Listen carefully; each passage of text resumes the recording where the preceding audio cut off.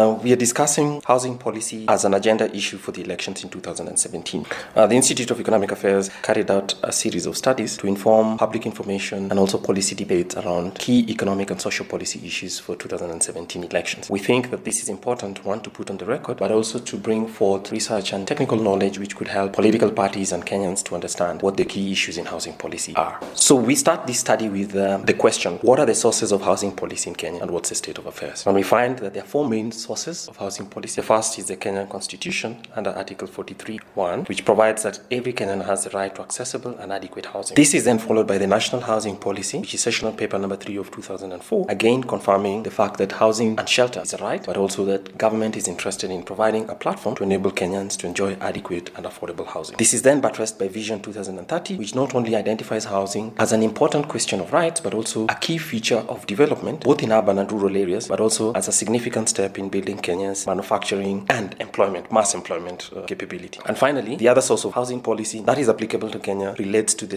Sustainable Development Goals, specifically Target 1 of Goal 11, which says that all countries should ensure for all its citizens adequate, safe, affordable housing and basic services, and to upgrade slums. So if you put these four policy documents together, one thing comes out. One is that they have a very high supply focus, which is to supply housing, more housing rather, to citizens, both in urban and rural areas. But more importantly, the claim is that there is insufficient housing and adequate housing for Kenyans. So we then want to confirm whether this is the correct approach. And our approach was to look at data and then to provide a descriptive and analytical analysis of what the real position is and what government policy should be directed to us. So what are the results of this study? We used data sources from the Kenya National Bureau of Statistics and principally the Economic Survey, the Kenya Population and Housing Census of 2009, and statistical abstracts, various issues of statistical abstracts. So what are the results that we find? First, we find that the state of housing, there are almost 10 million households in Kenya. So the first finding is that in terms of structural features, which is basically the material that is used to construct the roof, the walls, and the floor surface, provides a good proxy for the quality of a house that Kenyans reside in. And it tells you one thing, in terms of the structural features, urban houses have better roofs, floor, and walls. In other words, urban houses have better structural physical features than you find in rural areas. For instance, more than 70% of all Kenyans live in houses that have what is called a durable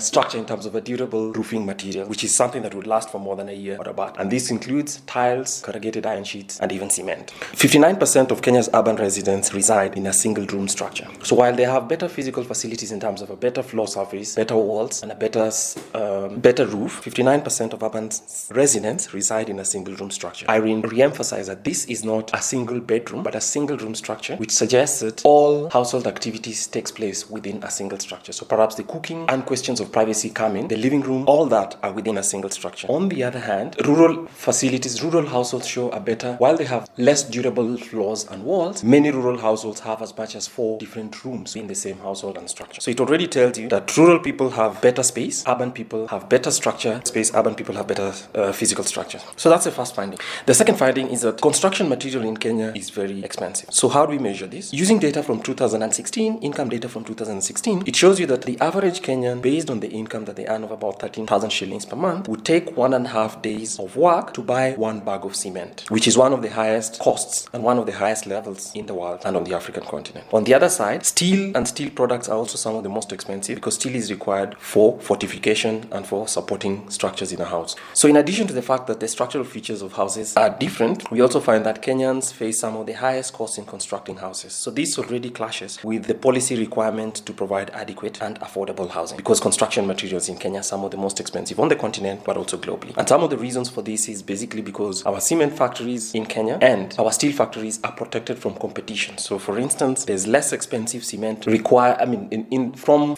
at the global markets, but there's a tariff that protects Kenyan cement companies, and that is reflected rather in the costs of construction. It's the same for steel. Steel from China, which would come into this country and provide competition, is subjected to higher tariffs, protection for the purposes of protecting local industries. So the effect of the first, which is poor structural features and expensive construction, is that what we see is that meeting the goal of adequate and affordable housing is less possible as long as our trade policy remains one that protects steel and cement companies. On the other hand, it will not be possible to improve walls and the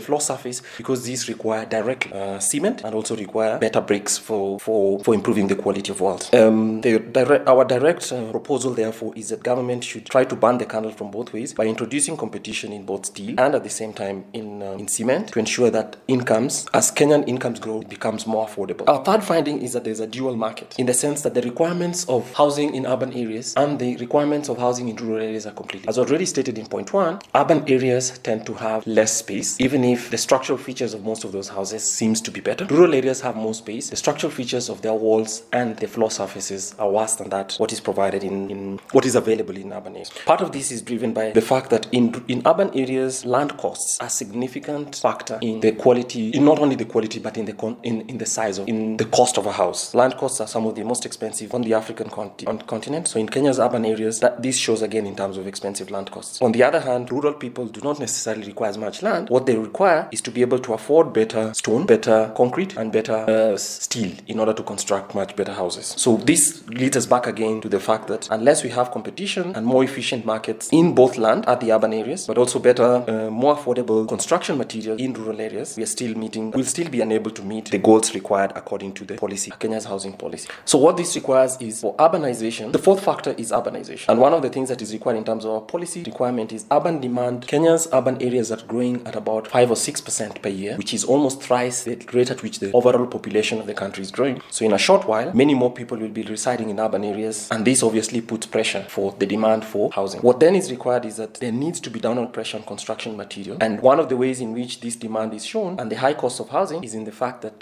two months ago, a housing structure in Nairobi collapsed. Our diagnosis is that it's very clear that one, this was a multi-story house using land relatively efficiently in order to house as many people as is possible, but that because of the cost of construction materials, specifically steel and concrete, the owner of this house or the investor in this house cut corners by trying to make sure that he can construct as high dwelling as is possible, but at the same time use very little steel. For that reason, the prices of steel and concrete, which would be useful for constructing pillars, are a regular constraint to expanding safe housing within Kenya's urban areas. So government has a significant role in making sure that we bend the cost curve regarding housing construction in urban and both rural areas. And by bending that cost curve means competitive pressure towards making construction material cheaper. And then with the view that over time, that will allow for more people to acquire better housing material for construction. I think related to urbanization is a question of land markets. One, again, the availability of land and markets in Nairobi and other Kenyan urban areas shows land prices are going up, which puts pressure, of course, on those who would like to construct housing and especially affordable housing. So here, government has a specific role to be able to release land, to liberalize construction permits, and to allow for as much construction to take place, specifically high-rise buildings which allow for the occupation and for accommodation of more people per square inch of land. Number 5 is the question that we've had, the debate about how to expand rental properties in Nairobi, but specifically other urban areas. And our analysis shows us that housing vouchers are a superior form of making sure that poorer people are able to find housing as opposed to direct rent controls. We already have a Rent Control Act, of course, but it has not solved the problem of housing, nor has it provided safe housing for poorer Kenyans. So one of the things that government needs to do is, if government chooses to support the poorest among Kenyans, then the best way to do that is to provide them with direct financial vouchers, which allows them to purchase housing and to allow the rental market within